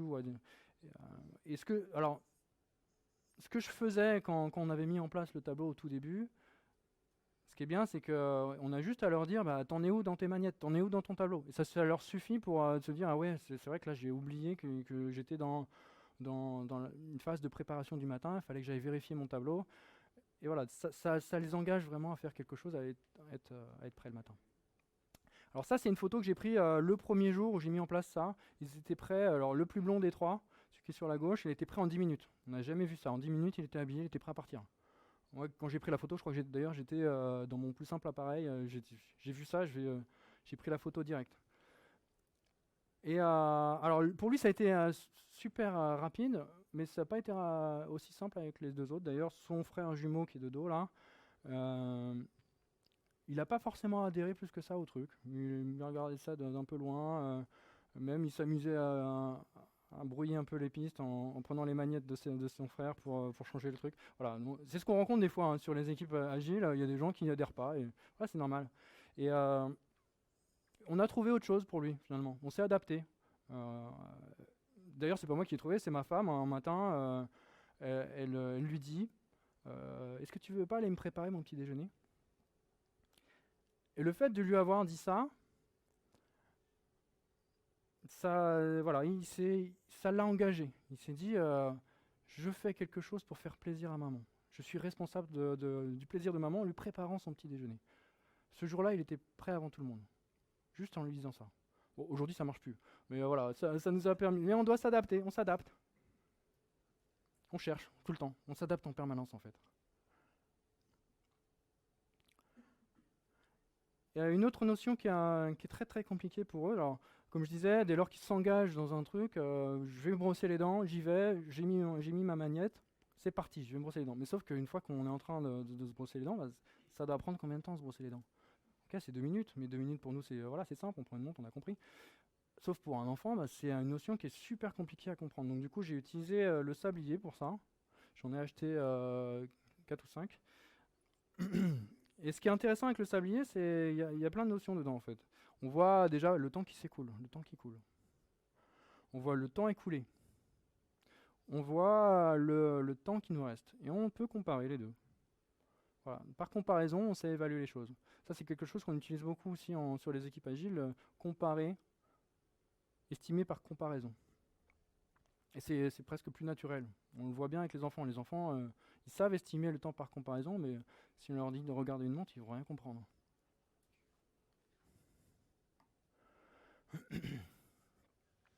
Et autre chose qu'on fait aussi, bah, c'est le soir, on privilégie les moments de qualité.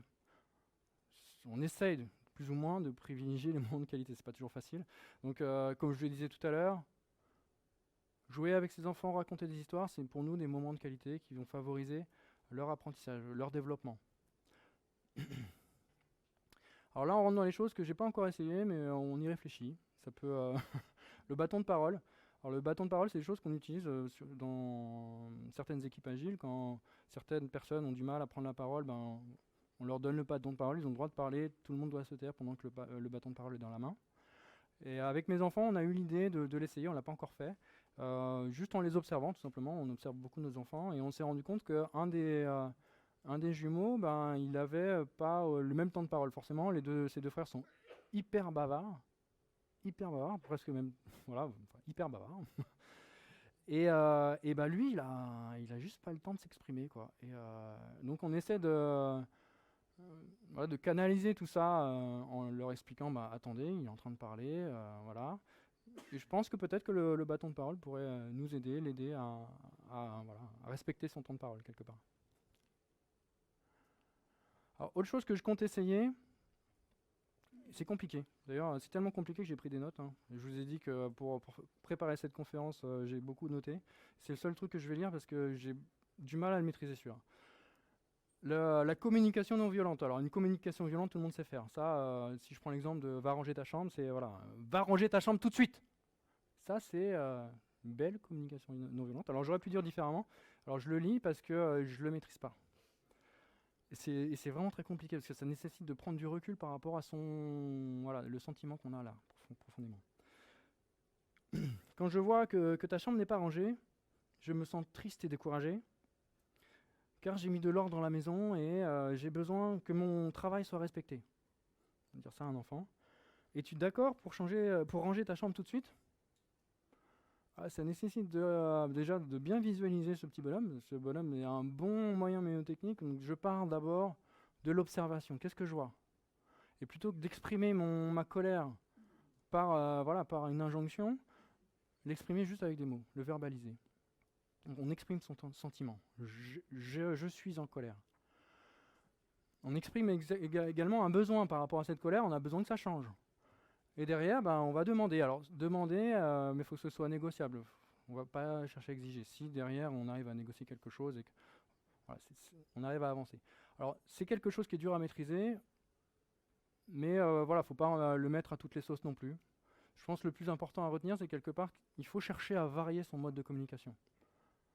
Parce que, en plus, et adapter son mode de communication à chaque individu, à chaque enfant. C'est plutôt ça qu'il faut retenir quelque part.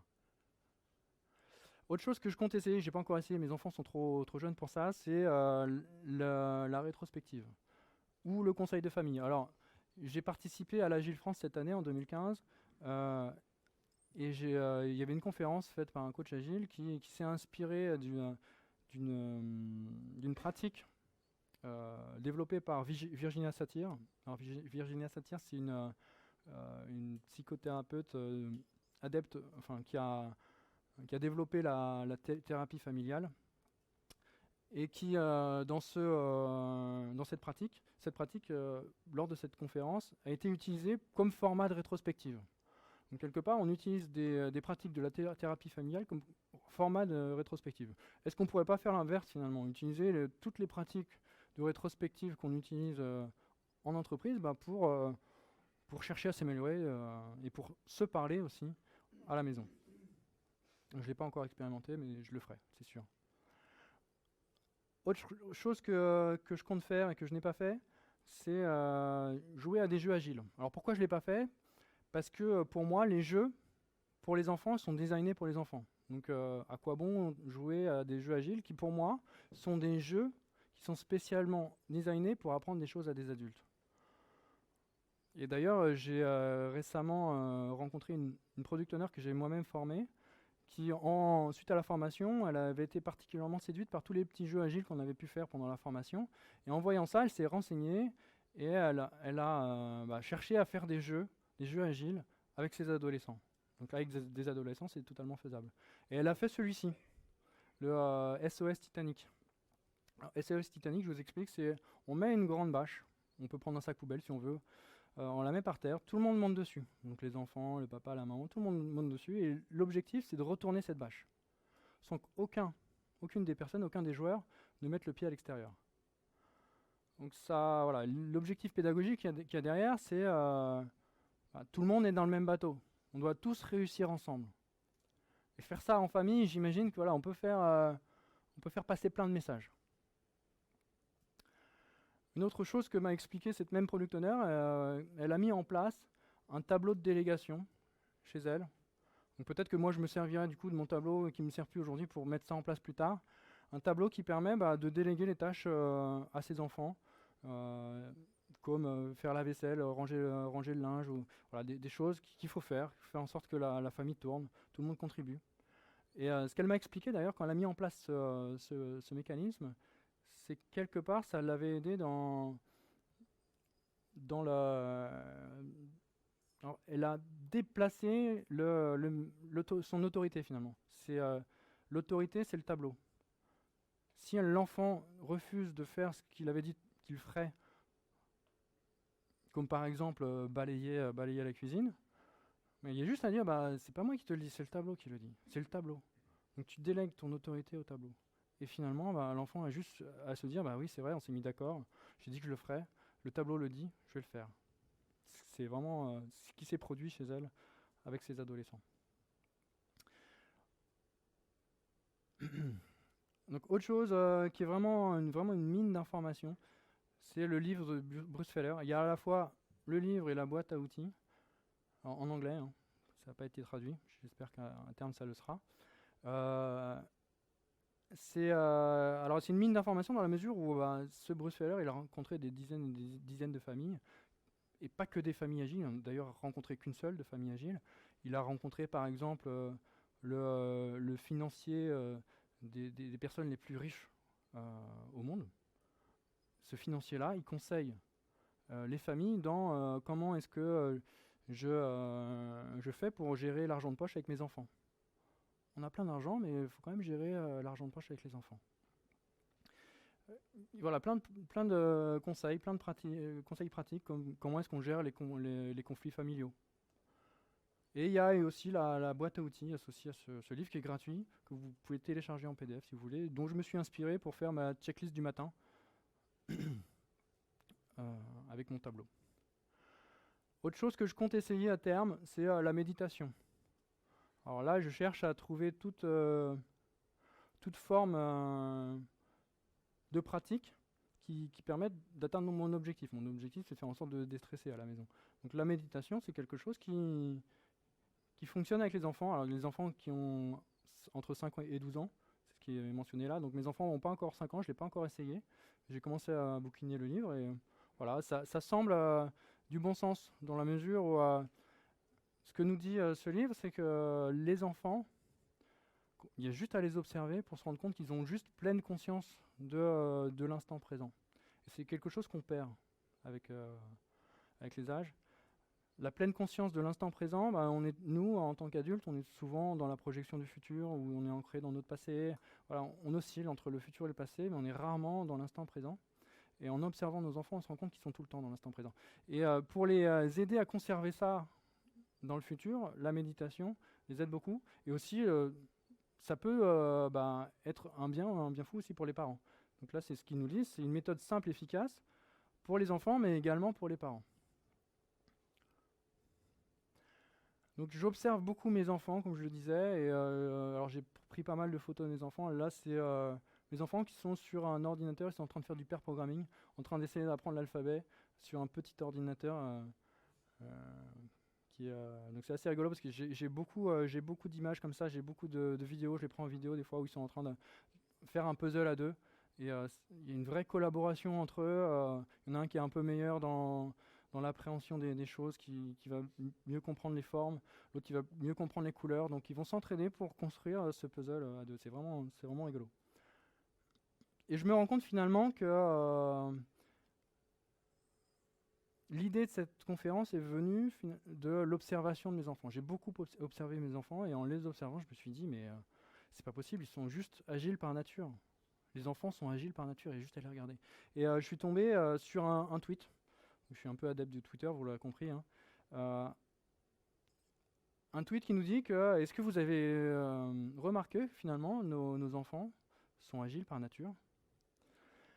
Et il y a un article derrière, je l'ai lu, il mentionne 7 points qui font qu'effectivement, juste en les observant, on se rend compte que nos enfants sont agiles par nature.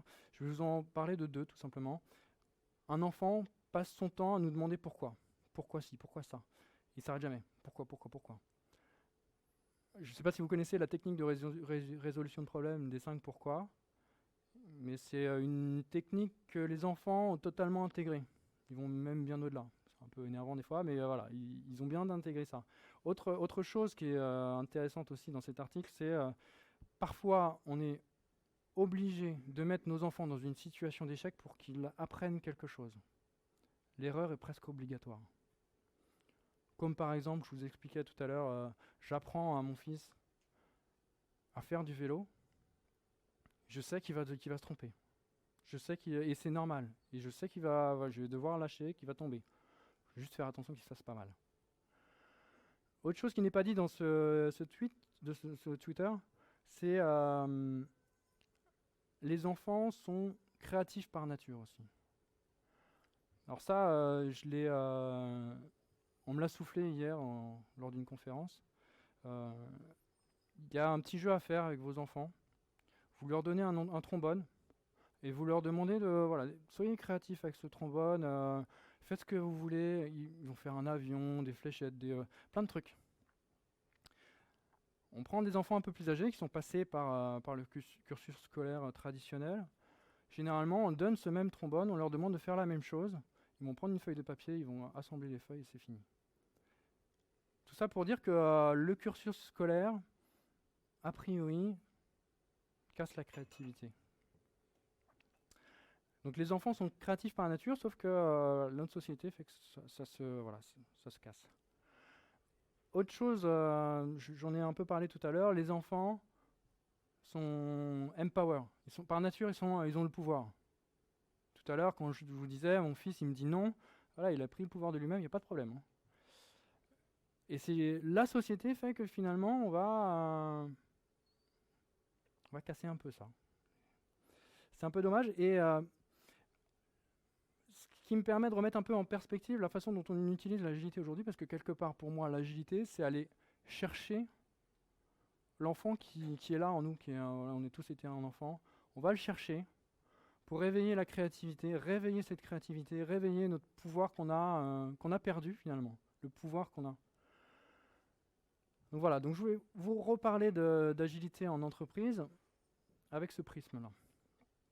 Donc pour moi, l'agilité en entreprise, c'est quoi? C'est tirer parti d'une ressource qu'on n'utilise pas assez finalement, qui est l'intelligence collective. Alors l'intelligence collective, c'est quoi? C'est tirer parti des interactions entre les individus pour réussir à résoudre des problèmes complexes. ou pas d'ailleurs, ça peut être même des problèmes très simples. C'est ces interactions qui vont nous permettre de résoudre ces problèmes-là. Et alors on a de la chance, on a en chacun d'entre nous une ressource qui nous permet d'éveiller, de faire émerger cette intelligence collective. Cette ressource, c'est l'intelligence émotionnelle qu'on a en chacun d'entre nous. Alors cette intelligence émotionnelle a deux dimensions. L'intelligence interpersonnelle avec l'autre et l'intelligence intrapersonnelle avec soi-même. Alors, la dimension interpersonnelle, c'est la capacité à être empathique, à se mettre à la place de l'autre, la capacité à bien communiquer avec l'autre, et la capacité à bien travailler avec l'autre. Et la dimension intrapersonnelle, c'est notre capacité à se faire une représentation de nous-mêmes fidèle, et de savoir s'en servir de façon efficace dans la vie. Donc, dès lors qu'on arrive à développer cette intelligence émotionnelle, surtout la partie interpersonnelle finalement, on va réussir à se connecter à l'autre et faire émerger, dès lors que plusieurs personnes sont là, faire émerger une intelligence collective. Et finalement, l'agilité, c'est beaucoup ça, c'est aller chercher en nous notre intelligence émotionnelle par le jeu. On utilise beaucoup de jeux finalement quand on est agile en entreprise. Là, c'est les innovation games. Innovation games, c'est des jeux qui nous permettent d'innover, qui nous permettent de générer des idées, qui nous permettent de prioriser des besoins, qui nous permettent de comprendre des besoins courants. Et ici, chez SWAT, on utilise ces innovation games, même en interne. On en a utilisé un récemment pour trouver une idée. L'idée de l'illustration de ce petit livret. Le carnet d'expérience. Quand on a cherché l'illustration des sauteurs en parachute, voilà, au début, on n'avait vraiment aucune idée. D'ailleurs, ce qu'on nous avait proposé, des images assez simples, des gens qui déplacent des post-it. Ça ne nous convenait pas du tout. On s'est réunis, certains agilistes, certaines personnes de la communication, dans une salle. On s'est ouvert l'esprit, on a cherché alors, le jeu qu'on a utilisé, c'est Give Them a Hot Tube. Alors, give Them a Hot Tube, ça veut dire essayer d'ouvrir votre esprit et essayer de penser aux idées les plus farfelues, comme par exemple mettre un jacuzzi sur la banquise. C'est ça, Give Them a Hot Tube. Mettez un jacuzzi sur la banquise, c'est totalement farfelu, mais peut-être qu'entre cette idée totalement farfelue et l'idée de base de prendre les photos de post-it, il y a un entre les deux qui va nous permettre de trouver l'idée qui nous semble pertinente. Voilà. Et en utilisant ce petit jeu, on a réussi à trouver ça. Je trouve une idée assez intéressante. Donc j'ai un exemplaire ici, où on voit des gens qui se lancent dans l'agilité. Des gens qui sont connectés à plusieurs, en groupe. Voilà, ça représente bien l'agilité, je trouve. Et en plus, dans les images qu'on a pu utiliser dans les illustrations à l'intérieur, on a essayé de faire en sorte que chaque image qu'on utilise soit en relation avec l'article. C'est des articles, c'est des interviews de nos clients, ou alors d'experts qui connaissent bien l'agilité. Florent, d'ailleurs, qui est ici présent ce soir, a été interviewé pour ce carnet d'expérience. Par exemple, chez France TV que j'ai accompagné moi-même, on a pris l'image de deux pilotes qui montent dans un avion. C'était pour un projet pilote. Voilà. Donc je trouvais que l'idée était intéressante, et pour trouver cette idée, je pense que de façon unique, on a été incapable de trouver cette idée. Il a fallu qu'on se réunisse à plusieurs, qu'on utilise les mécaniques du jeu pour trouver l'idée. Autre chose qu'on utilise ici chez SWAT, mais dans tous les contextes agiles, c'est le jeu. Le jeu, alors, serious game. Les jeux sérieux pour introduire des notions sérieuses. On parle de Scrum, par exemple, en faisant du Lego for Scrum. On va construire des villages en Lego en utilisant des Lego pour essayer de faire comprendre comment fonctionne Scrum en formation. Ça marche très bien. Et là, ici, on a un jeu aussi qu'on a designé nous-mêmes chez SWAT. Alors, je dis nous-mêmes, ça a été fait avant que moi j'arrive. C'est le Kaizen Game. Donc, c'est un jeu qui raconte une histoire. Le jeu, l'histoire de 4 restaurants qui cherchent à s'améliorer, tout simplement. Et un jour, ils se font racheter par une chaîne de restaurants. Ils doivent changer leur politique d'amélioration continue parce qu'ils doivent s'entraider entre eux. Voilà, c'est une belle histoire qui, quelque part, permet d'introduire la notion d'amélioration continue et de faire comprendre ce que c'est l'amélioration continue.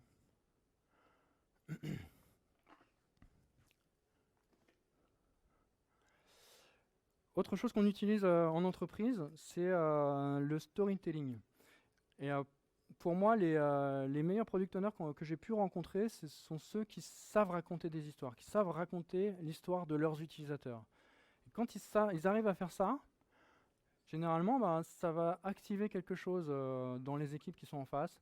Ils vont vouloir résoudre un problème, ils vont vouloir passer à l'action pour trouver la solution par rapport à une problématique qui est soulevée par le product owner. C'est vraiment très très puissant. Donc j'imagine que vous avez tous fait le lien, jouer, raconter des histoires. Voilà, c'est ce que j'essaie de faire tous les jours, moi, tous les soirs avec mes enfants, sauf ce soir malheureusement, pour favoriser leur développement et justement favoriser le développement de leur intelligence émotionnelle, je pense. Donc en parlant d'intelligence collective, je suis tombé récemment sur une vidéo. Alors, la vidéo de Jen McConigal, alors c'est une autre vidéo. Je ne sais pas si vous vous souvenez, c'était il y a longtemps, c'était au tout début de la présentation, on a fait un petit truc pour vous réveiller. J'espère que vous êtes toujours réveillés là. C'était un petit jeu, un petit icebreaker. Et cette personne-là a fait d'autres vidéos. Son travail, c'est de designer, c'est une conceptrice de jeux vidéo. Des jeux vidéo en ligne. Et elle utilise la mécanique des jeux vidéo en ligne, où plusieurs personnes sont connectées, pour résoudre des problèmes de la vie réelle. Et alors elle essaie de se projeter dans le futur par rapport au jeu qu'elle design, comme par exemple, si demain on a un monde sans pétrole, elle design le jeu, un monde sans pétrole, et elle met des joueurs à jouer sur ce jeu, et on voit comment ils s'en sortent. Donc elle essaie de se projeter dans le futur par rapport à ces jeux-là, et d'autres personnes font comme elle, mais sur des problèmes très concrets du présent. Dans une de ses vidéos, elle en parle, c'est une vidéo qui s'appelle Reality Needs Better Game Design. Je vous invite vraiment à la regarder, ça dure 3/4 d'heure, mais c'est vraiment très intéressant. Alors, dans cette vidéo, elle explique à un moment donné que des scientifiques ont designé un jeu spécial pour pouvoir faire en sorte de résoudre un problème de médecine.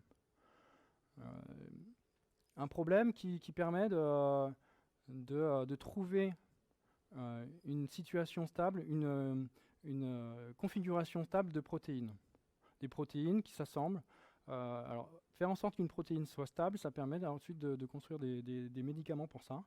Et ces scientifiques se sont rendus compte que designer un jeu comme ça et mettre des joueurs, alors ils ont réussi à mettre 50 000 joueurs à jouer à ce jeu-là, et ces joueurs-là étaient meilleurs.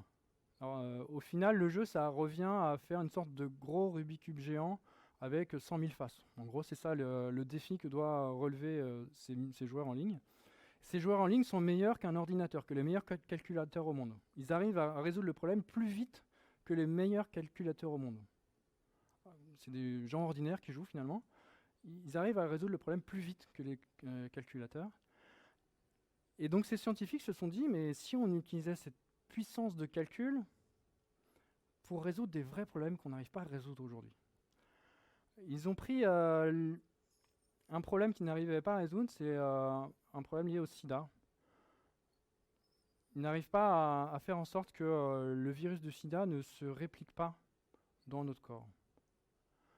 Ça fait des années, plus de 10 ans que les scientifiques travaillent sur ce problème, des scientifiques de renom, travaillent sur ce problème sans réussir à le résoudre. Ils ont mis sur ce jeu ces mêmes gamers, ces mêmes joueurs en ligne, pour résoudre ce problème. Ils ont réussi, les joueurs en ligne ont réussi à résoudre ce problème en 10 jours. Ça faisait 10 ans que les meilleurs experts n'y arrivaient pas. En 10 jours, ils ont réussi à résoudre un problème grâce à l'intelligence collective portée par ce jeu. Alors l'histoire ne dit pas de combien de temps ils ont mis pour designer le jeu, mais je pense que ça vaut le coup quand même de se poser la question, j'ai un problème, est-ce que ça vaut pas le coup plutôt de designer le jeu qui va permettre de me résoudre le problème plutôt que de chercher à mettre les meilleurs experts dessus pour résoudre ce problème. Donc ça, je pense que c'est l'avenir. Là, on parle de l'avenir. Alors finalement, je vous ai parlé d'agilité en entreprise. Je pense qu'on a tous à y gagner, à être plus agile à l'école, en entreprise, à la maison. Mais je ne voulais pas vous laisser avec ça. Je suis désolé, ça va durer encore plus longtemps. Je ne sais pas combien de temps ça fait combien de temps que je parle. Plus de musique, maestro. Je voulais pas vous laisser juste avec ça et je voulais vous partiez avec quelque chose d'un peu plus, voilà, peut-être un peu plus profond, je dirais. Et une première question que j'ai à vous poser. D'après vous, alors là, on est face aux deux plus grosses capitalisations boursières au monde. Voilà, donc voilà, ça impose. Google, qui s'appelle plus Google d'ailleurs, je crois que c'est Alphabet maintenant, et Apple. Donc c'est les deux plus grosses capitalisations, c'est dur à dire à cette heure-ci, au monde. Voilà. Et que quelqu'un sait répondre à la question que je pose là. Est-ce que ces entreprises sont agiles d'après vous?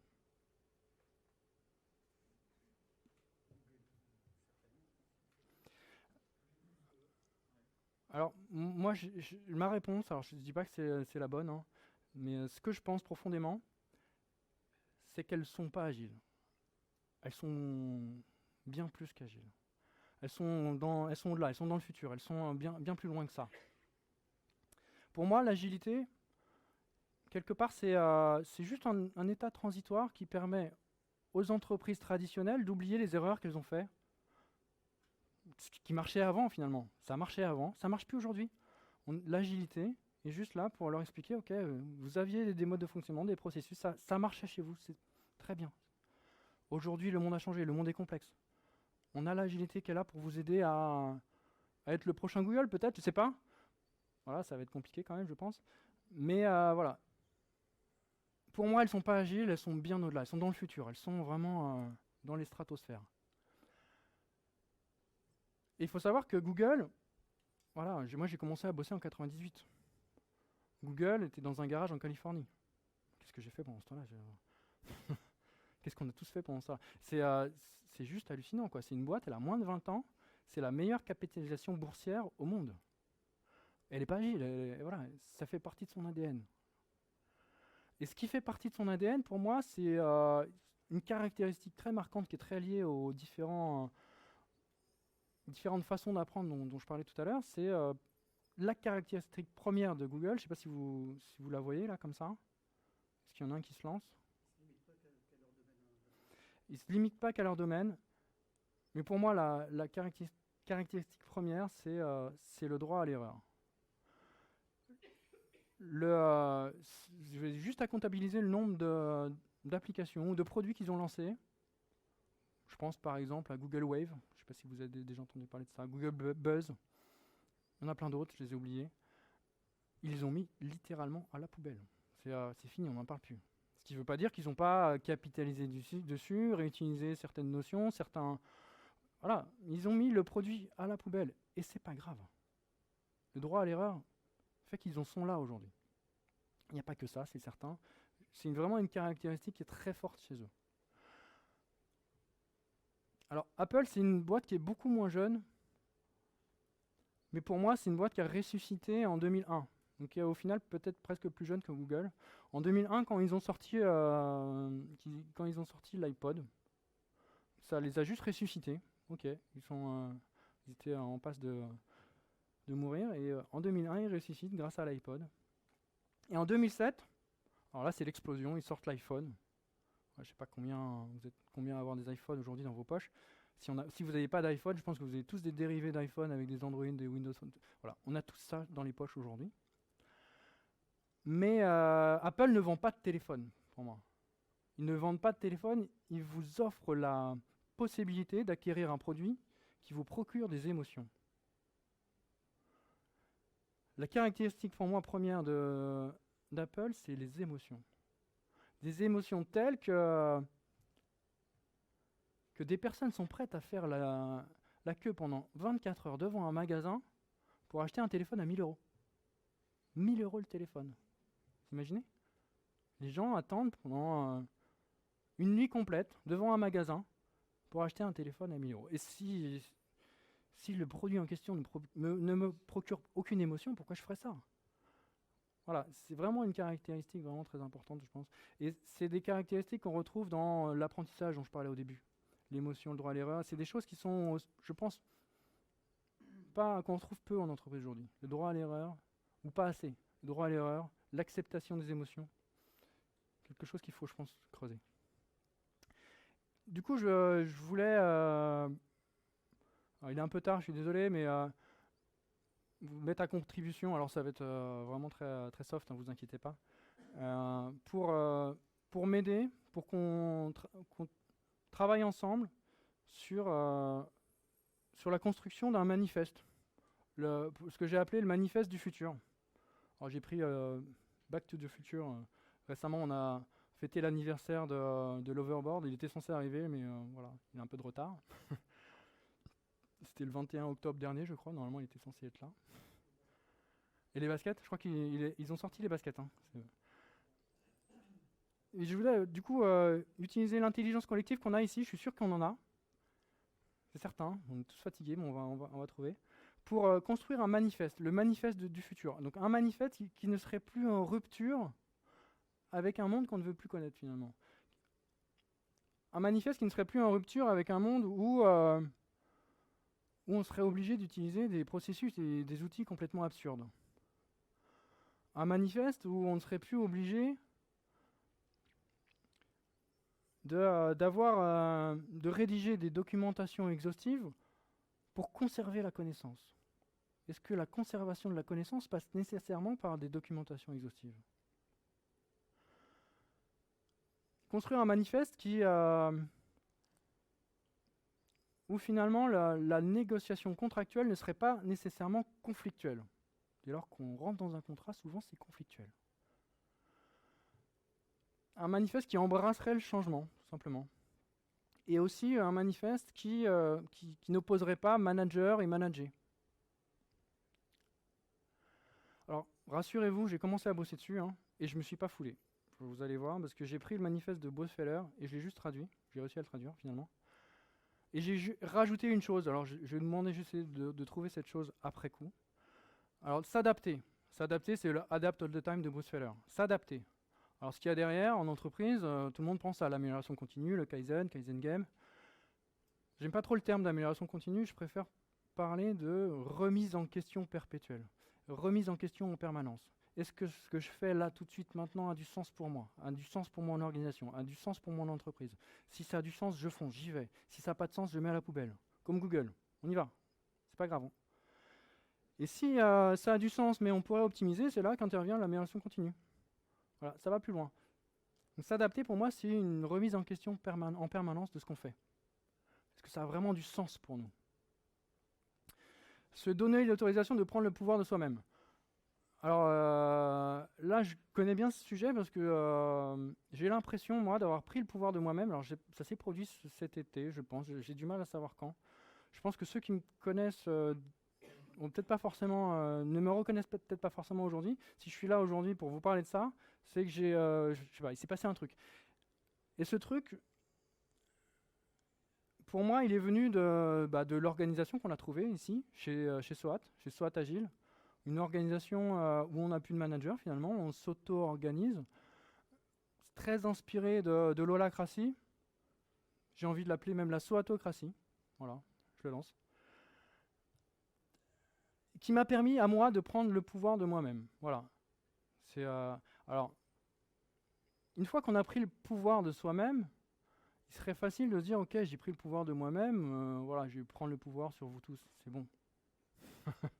Mais non, c'est pas ça qu'il faut faire. Et c'est ce que font la plupart des gens, tombent dans cette erreur-là. Il faut chercher à poser un cadre pour que les autres réussissent aussi à prendre le pouvoir d'eux-mêmes. Si tout le monde a le pouvoir, alors désolé, je me suis trompé, si tout le monde réussit à prendre le pouvoir de soi-même, alors je discutais avec un manager récemment, il me dit, mais t'es malade. Si tout le monde prend le pouvoir, mais comment on fait? Qu'est-ce qui se passe là? Ça va être le chaos, tout le monde va se tirer dans les pattes. Alors c'est le pouvoir de soi-même. Je ne dis pas le pouvoir des autres. Tout le monde prend le pouvoir de soi-même.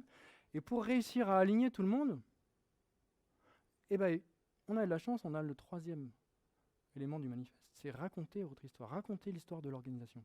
Où est-ce qu'elle va, cette organisation? Alors, raconter cette histoire, hier, j'étais au Lean en France, j'ai vu une conférence qui était vraiment bluffante. Olivier, tu étais avec moi. On a rencontré un monsieur qui s'appelle Alexandre Gérard. Ce nom vous dit peut-être rien, c'est le patron de Chronoflex. Chronoflex, c'est une entreprise qui répare des tuyaux en moins d'1 heure. Voilà, c'est son business model, c'est je répare des tuyaux en moins d'1 heure. On a un problème de tuyau, on appelle, en moins d'1 heure, il est là, il répare. C'est le business model de cette entreprise. Et cette entreprise a sauté le pas de l'entreprise libérée en 2009. Donc il nous a raconté pendant une conférence de plus d'1 heure son histoire, comment est-ce qu'il a libéré son entreprise. Donc il nous a raconté son histoire. Et dans son histoire, il nous a raconté la rencontre avec un monsieur, un peu le monsieur qui incarne l'entreprise libérée aujourd'hui, c'est un monsieur qui s'appelle Jean-François Zobrist. En racontant l'histoire de cette rencontre, il nous a raconté aussi quelle était l'histoire de ce monsieur. Jean-François Zobrist, pour son entreprise, alors son entreprise à lui, c'est il vend des fourchettes de voitures, c'est dans l'industrie automobile, voilà, c'est de l'industrie. L'histoire de son entreprise se résume à 3 phrases, c'est super simple. C'est ça son histoire, c'est une vision partagée et 2 valeurs. C'est 3 phrases. La vision partagée, c'est l'entreprise doit rester dans le village. Tout le monde y adhère forcément. L'entreprise doit rester dans le village, c'est sa vision. Et pour atteindre cette vision, il y a 2 valeurs. La première valeur, c'est comme finalement les 2 murs d'un couloir qui mènent à la vision. La première valeur, c'est l'homme est bon. L'homme est bon. Alors ça peut paraître bizarre parce qu'on se dit finalement, bah non, quand on en connaît des hommes, on en connaît plein, il y en a plein là. Non, l'homme n'est pas bon. Et finalement, si on réfléchit un peu, si dans une organisation, il n'y a que 3% de brebis galeuses. C'est des statistiques, c'est prouvé, c'est vrai. Il n'y a que 3% de brebis galeuses.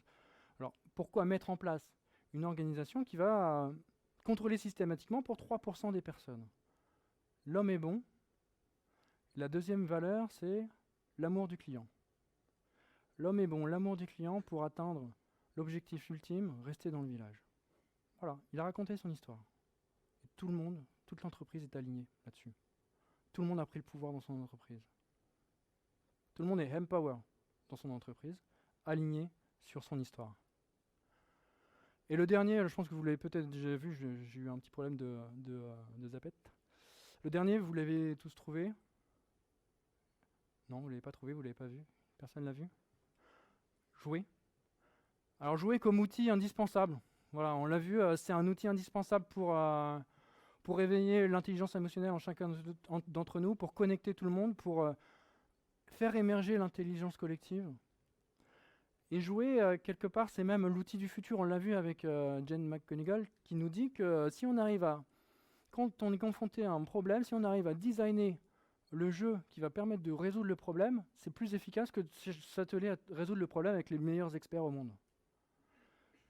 Donc jouons et designons des jeux. C'est un peu ce qu'on a fait aussi chez SOAT en designant à notre échelle, en designant le Kaizen Game. Designons des jeux pour résoudre notre problème. Pour moi, c'est ça le manifeste du futur. Je ne sais pas si vous le partagez. Et je voudrais faire quand même appel à l'intelligence collective ici, mais même au-delà d'ici, en utilisant Twitter. Voilà, c'est un outil que j'aime bien, vous l'aurez compris. Pour vous demander, en jetant une bouteille à la mer quelque part, vous demandez de construire ensemble les principes sous-jacents qu'il y a derrière ces valeurs. Et pour moi, il faut faire en sorte que ces principes soient simples. Vous avez vu, les 4 valeurs, elles sont super simples, c'est 4 mots, dont un qui a été traduit de façon un peu alambiquée. J'aurais pu dire d'ailleurs, pour empower, on me l'a soufflé récemment, ça peut être s'émanciper. Ça pourrait être juste ça, effectivement. Mais j'aime bien la notion de pouvoir, qu'on retourne la notion du pouvoir. Enfin voilà. Empower, juste 4 mots. C'est simple. Et j'aimerais qu'on trouve ensemble les principes sous-jacents super simples. 5-6 mots, pas plus. Et le premier que je vous propose, c'est pas moi qui l'ai trouvé, hein, c'est un monsieur qui n'est plus de ce monde malheureusement. Et je vais en profiter pour le tweeter, comme ça vous serez, tout le monde sera au courant. Là, on va utiliser l'intelligence collective qu'elle a, mais on va aller un peu au-delà grâce à un petit outil qui s'appelle Twitter. Donc je le tweete d'abord, après je vous le montre, ou alors je fais l'inverse, je sais pas, on fait comme ça. Ah, il est parti. Et vous l'avez en exclusivité, voilà, c'est Léonard de Vinci qui nous a dit un jour la simplicité et la sophistication suprême. Pour moi, c'est la citation ultime, quoi. Elle est simple, la citation. Elle parle de simplicité. C'est d'ailleurs un des principes du manifeste agile. Donc, si ça vous dit, je vous propose, tweetez. Vous utilisez juste soit mon compte Twitter, soit le hashtag qui est là, vous tweetez. Vous dites, oh, moi j'ai pensé à un principe sous-jacent par rapport à ce que tu nous proposes. Là, je vous propose ça. Moi j'en ai plein encore. Hein. Je vous propose celui-là, mais j'en ai imaginé plein. Alors celui-là, c'est pas moi qui l'ai inventé, comme je vous le dis, c'est Léonard de Vinci. C'est pas n'importe qui. Mais j'en ai plein d'autres, mais proposez, puis on verra ce que ça donne. Donc, à vous de jouer.